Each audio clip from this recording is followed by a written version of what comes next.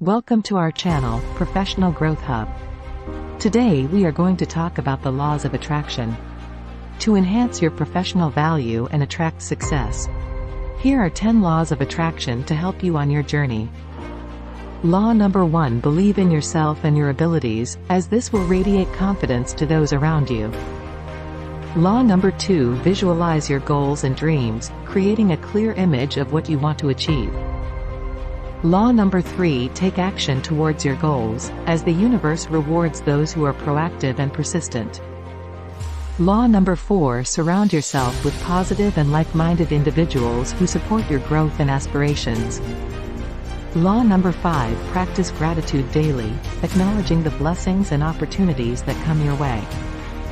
Law number 6: cultivate a growth mindset, embracing challenges as opportunities for learning and personal development. Law number 7: practice effective communication, expressing your ideas and thoughts with clarity and empathy.